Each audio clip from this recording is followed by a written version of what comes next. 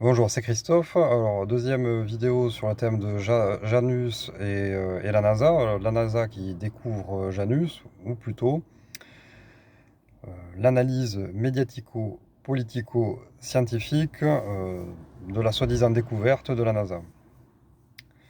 Alors, j'ai relevé quelques titres récents hein, dans des journaux de seconde zone, et puis après, on fera une analyse, comme je vous l'ai dit, avec un triple niveau de lecture pour avoir de la hauteur. On ne va pas rentrer dans les chiffres scientifiques. Non, non, on va regarder avec hauteur de façon à voir comment le système fonctionne et pour faire de vous hein, des aventuriers et des combattants. Alors, des gentils combattants, mais imperméables à tout le mensonge collectif. Je cite les titres que j'ai relevés. Donc, dans Match, il y avait un univers parallèle découvert, gare aux conclusions hâtives, Match ou LCI. Le journal du geek, univers jumeau à la flèche du temps qui s'écoule à l'envers. Au passage, journal du geek, la flèche du temps qui s'écoule à l'envers, ça c'est Jean-Marie Souriau et c'est la mécanique symplectique. Donc ça a été démontré mathématiquement il y a plus de 30 ans. Voilà, petite remarque. La dépêche du midi ou la dépêche collabo, hein, comme vous voulez, la NASA croit avoir repéré des rayons cosmiques venus d'univers parallèles. Et encore un, celui-là, je vous invite à bien écouter. Non, la NASA n'a pas trouvé des traces d'un univers parallèle. Qu'est-ce que ça nous dit, ces titres? Ça nous dit qu'en logique asymétrique, c'est-à-dire dépourvu d'éléments de symétrie, quand on a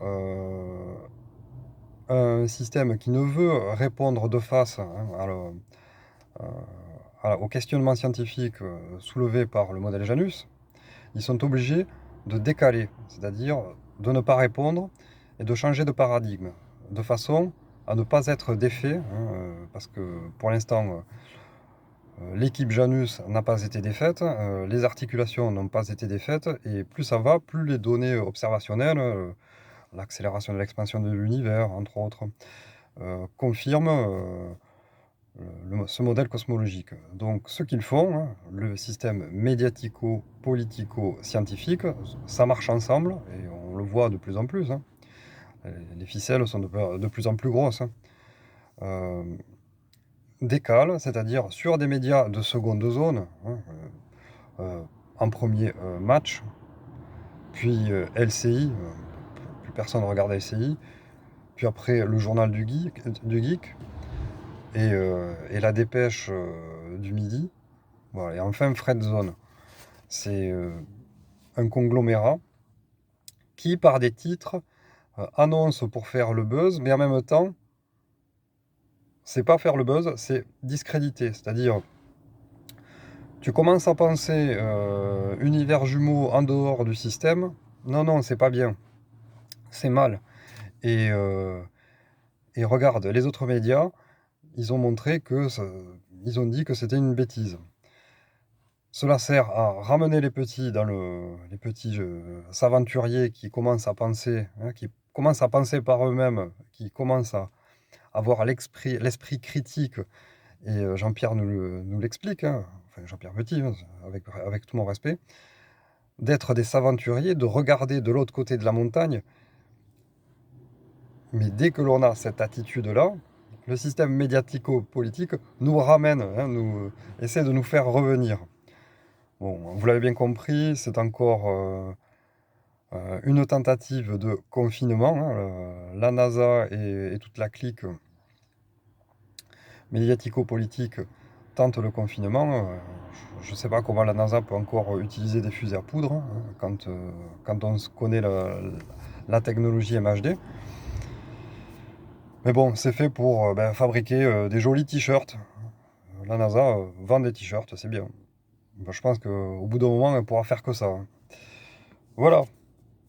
Bon courage.